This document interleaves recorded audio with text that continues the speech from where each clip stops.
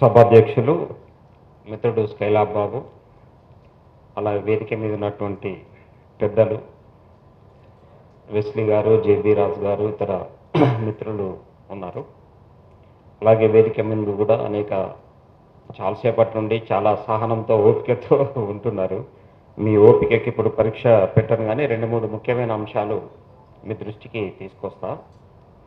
ఒకటి, సందర్భం. మనం ఈ నెల మొత్తం కులరహిత సమానత్వ సమాజం కావాలని చెప్పి సాంస్కృతిక ఉత్సవాలు నిర్వహిస్తూ ఉన్నాం. ఎందుకోసం అంటే మనకి చాలా స్పష్టంగా అంబేద్కర్ గారు ఒక విషయం చెప్పారు. కులం పునాదుల మీద ఒక జాతిని కానీ ఒక నీతిని కానీ నిర్మించడం సాధ్యం కాదు అని చెప్పి చాలా స్పష్టంగా చెప్పాడు. రాజ్యాంగం ఒక మంచి సమాజాన్ని, అంటే సమానత్వంతో కూడినటువంటి సమాజాన్ని నిర్మించాలనేటువంటి ఉద్దేశంతో రాయబడినటువంటిది రాజ్యాంగం. అయితే ఇప్పుడు ఆ రాజ్యాంగానికి అసమానతలు అలాగే కొనసాగాలి, సమానత్వం ఉండకూడదు, మనుషులందరూ సమానం కాదు అని చెప్పి ఆ రకమైనటువంటి భావాలను ప్రచారం చేసేటువంటి వాళ్ళు ఇప్పుడు రాజ్యాంగాన్ని అమలు చేసే పొజిషన్లో ఉన్నారు. ఇప్పుడు ఈ రాజ్యాంగాన్ని సమానత్వం కోసం అమలు చేసే ఏదైతే రాజ్యాంగం ఉందో దాన్ని అమలు చేసే వ్యక్తులు ఎవరున్నారు అంటే, అసమానతలు ఉండాలి, అసమానతల వ్యవస్థ ఉండాలి, అదే మంచిది అనే కోరుకునేటువంటి వ్యక్తులు ఇప్పుడు రాజ్యాంగాన్ని అమలు చేసేటువంటి పొజిషన్లో ఉన్నారు. ఈ సందర్భంలో మనం కుల నిర్మూలన గురించి మనం మాట్లాడుకుంటా ఉన్నాం. ఎందుకంటే భారతదేశంలో ఉన్నటువంటి కుల వ్యవస్థ, దానికి వ్యతిరేకంగా వస్తున్నటువంటి ఉద్యమాలు ఈ ఒక్కరోజు ఇప్పుడు వచ్చినటువంటి కాదు. అంబేద్కర్ కంటే ముందు కూడా చాలామంది ప్రయత్నాలు చేశారు. బౌద్ధం కొంత అప్పుడున్నటువంటి వర్ణ వ్యవస్థకు వ్యతిరేకంగా ఫైట్ చేసింది. ఆ తర్వాత ఇస్లాం వచ్చిన తర్వాత కూడా ఇస్లాం కుల వ్యవస్థ దీనికి సంబంధించినటువంటిది కొంత ఘర్షణ జరిగింది. క్రిస్టియానిటీ వచ్చినప్పుడు దాంతో కూడా జరిగింది.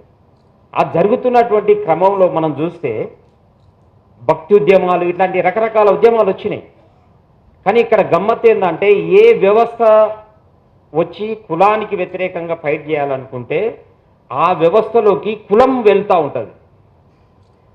ఈ కులానికి ఉన్నటువంటి ప్రత్యేకత ఏంటంటే, అది ఎక్కడికి పోతే మనిషి, భారతీయుడిగా ఉన్నటువంటి కులాన్ని విశ్వసించేటువంటి వ్యక్తి ఎక్కడికి పోతే తనతో పాటు కులాన్ని కూడా తీసుకెళ్తూ ఉంటాడు. అందుకని మనం ఇంగ్లాండ్లో కూడా చూసాము కులం, అమెరికాలో చూసినాము కులం, ఆస్ట్రేలియాలో చూసినాం కులం. ఎందుకంటే అక్కడ ముందు భారతీయులు పోకముందు కాడ కులం లేదు. కానీ మనం ఎప్పుడైతే అడిగిపోయినామో అడిగి కులం వస్తూ ఉంది. అయితే ఇక్కడ ఎందుకు అంత ఇదిగా ఇప్పుడు ఇస్లాం వచ్చింది, ఇస్లాంలో కూడా కులం వచ్చేసింది. ఇప్పుడు మొన్న సర్వే లెక్కలు తీస్తే వాడు వేరుగా తీశాడు, దోబీ ముస్లింలు అంటే వృత్తితో లింక్ ఉంది అన్నట్టు. దోబీ పని అంటే బట్టలు ఉతికేటోడు, చాకలోళ్ళు, లేకుంటే రజకులు, లేదంటే దోబీ ముస్లిం. అజాం ముస్లిం అంటే మంగళ పని చేస్తే వాడు అజాం ముస్లిం అయిపోతాడు. లేదు తుర్కకాష తీశారు, కాష పని చేస్తారు. కాష పని చేసేవాళ్ళు హిందువులలో ఉంటారు, వాడు ముస్లింగా ఉండి కాష పని చేసినా వాడు తుర్కకాష వాడు అన్నాడు. వాడి కులం అయితే పోలేదు ఎక్కడికి, అది వెంట వస్తున్నటువంటి స్థితే కనపడుతుంది. అలాగే ఒక దగ్గర నేను చూసిన, ఈ చేపలల్లే అటువంటి వాళ్ళు పిచ్చగుంట్ల ఏం మనం చెప్తుంటారు, పిచ్చగుంటల్లో అని అంటారు. వాళ్ళు వంశరాజులు కావాలని వాళ్ళు డిమాండ్ చేస్తున్నారు. ముస్లింలలో అది వృత్తి చేసేవాళ్ళని వాళ్ళు ఏమంటున్నారు అంటే పిచ్చగుంట్ల ముస్లిమ్స్ అంటున్నారు. నేను చూసే వాళ్ళని, వాళ్ళు పిచ్చగుంట్ల ముస్లింలు అట. అంటే వీళ్ళు ఎట్లుంటారో చూద్దామని మేము పాదయాత్ర చేస్తున్నప్పుడు ఊళ్ళో పోయినాం. అయితే ఇక్కడ పిచ్చగుంట్ల ముస్లింలు ఉన్నారన్నా అని చెప్పాడు. అంటే ఎవర్రా వాళ్ళు చూద్దామని వాళ్ళ ఇంటికి పోయినా నేను ప్రత్యేకించి. పోతే వాళ్ళు ఏం చేస్తున్నారంటే చేపలు అల్లుతూ ఉన్నారు. చేపలు మనం ఏమంటాం దాన్ని, ఈత కమ్మలతో. అంటే కులము అనేటువంటిది భారత సమాజంలో అది క్రిస్టియానిటీ వస్తే దాంట్లోకి పోయింది. అందుకని మనం చూస్తాం రెడ్డి క్రిస్టియన్లు, కమ్మ క్రిస్టియన్లు, మాల క్రిస్టియన్లు, మాది క్రిస్టియన్, అయ్యవన్నీ అట్లే ఉంటా ఉన్నాయి. ముస్లింలలో కూడా కుల వ్యవస్థ వచ్చేసింది. అంటే అన్నీ ఏది వస్తే వీళ్ళు ఎక్కడికి పోతే అక్కడికి కులాన్ని తీసుకెళ్లేటువంటి పరిస్థితి ఉంది. అంటే ఇంత క్లిష్టమైంది అన్నట్టు కులం అనేది ఇక్కడ. అందుకని ఆ కులం ఉండకూడదు, అయితే ఆ కులం పోవాలి అని చెప్పేసి మనం కోరుకుంటా ఉన్నాం. అయితే ఆ కులం ఉండాలి అని చెప్పేసి కోరుకునేటువంటి వాళ్ళు ఈరోజు ఇప్పటిదాకా నేను చెప్పినట్టు వాళ్ళ అధికారంలో ఉండి వాళ్ళు ఇప్పుడు ఏంటి దానికి కుల వ్యవస్థ అనేది కాకుండా మన వాళ్ళేమంటున్నారు సనాతన ధర్మం అని చెప్పేసి చెప్తున్నారు. అది సనాతనమే మనువాదం, మనువాదం అంటేనే కులం, కులం అంటేనే అసమానతలు. ఈ అన్ని వేర్వేరు పదాలు కావు, ఒకటే పదాలు, భాష వేరుండొచ్చు, అవి చెప్పేది వాటి అర్థం మాత్రం ఒకటే. అందుకనే సనాతనము అని వాళ్ళు చెప్తున్నారంటే అది మనుధర్మాన్ని చెప్తున్నారు. మనుధర్మం అసమానతలు, కుల అసమానతలు, అలాగే స్త్రీ పురుష అసమానతలు, అలాగే మనుషులకు సంబంధించినటువంటి అనేక అంతస్తులో డిఫరెన్స్ ఉండాలి అని చెప్పి కోరుకునేటువంటి మనుధర్మమే అదే కులధర్మము. కాబట్టి కులధర్మం ఉండాలని చెప్పి కోరుకునేటువంటి వాళ్ళు ఇప్పుడు కాలంలో ఉన్నారు. కాబట్టి ఇప్పుడు మనకి ఇంకా పోరాడడం అనేది ఒక క్లిష్టమైనటువంటి పరిస్థితిగానే ఉంటుంది. అయితే ఇప్పటి వరకు దళిత ఉద్యమాలు, లేదు అణచివేతకు గురవుతున్నటువంటి ప్రజల ఉద్యమాలు సమానత్వ సమాజం కోసం కొంత ఎజెండాగా పోరాటం చేస్తూ ఉండేవి. కానీ క్రమంగా అవి కూడా ఎట్లా మారుతూ వస్తున్నాయంటే అగ్ర కులాల్లో ఉండేవాళ్ళు, లేకుంటే ఆధిపత్య కులాల్లో ఉండేవాళ్ళు కులం ఉండాలని కోరుకుంటే అది వాళ్ళ స్వార్థం, దానికోసం ఉపయోగపడుతుంది కాబట్టి అని చెప్పేసి మనం అనుకోవచ్చు.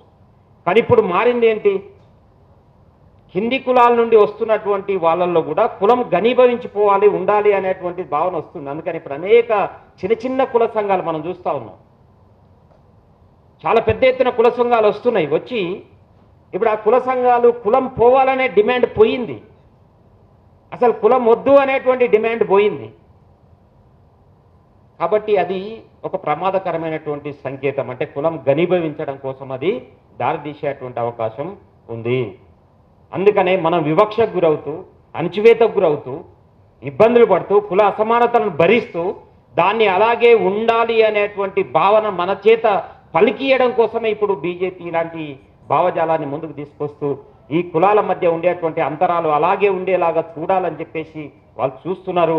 అందుకనే సమరసత అని, లేకుంటే సామాజిక ఇది అని చెప్పి రకరకాల పేర్లతో ఈరోజు మన ముందుకు వస్తున్నటువంటి పరిస్థితి ఉంది. వీటన్నిటిని అర్థం చేసుకొని మనం ఈ యొక్క కుల రక్కసి, లేదంటే కుల అసమానతలు, కుల అణిచివేత అనేటువంటి దానికి వ్యతిరేకంగా మనం ఫైట్ చేయాల్సినటువంటి అవసరం ఉంది. అయితే ఇప్పటి వరకు కొన్ని దారులు ఉండే దీని నుండి బయటికి పోవడానికి, లేదు కులం మారి వేరే దాంట్లో పోవడానికి ఒక అవకాశం ఉండే. ఇప్పుడు అనేక చోట్ల మత మార్పిడిని వాళ్ళు ఏమి ఇప్పుడు పేరు పెట్టారు, బలవంతపు మత మార్పిడి. యాక్చువల్గా దాన్ని బలవంతపు మత మార్పిడి చట్టం అని కాదు, అసలు మతం మారకుండా మారేటువంటి హక్కు, రాజ్యాంగం ఇచ్చినటువంటి హక్కును బలవంతంగా అణిచివేసి అదే మతంలో అదే కులాన్ని భరిస్తూ మా కాళ్ళ కిందనే మీరు ఉండాలి అని చెప్పి శాసించేటువంటి చట్టాలు చేస్తున్నటువంటి సందర్భం మనం చూస్తున్నాము. అందుకనే వీటన్నిటికీ కూడా వ్యతిరేకంగా మనం ఫైట్ చేయాల్సినటువంటి అవసరం ఉంది. మారడమా మారకపోవడమే ఆయన ఇష్టం.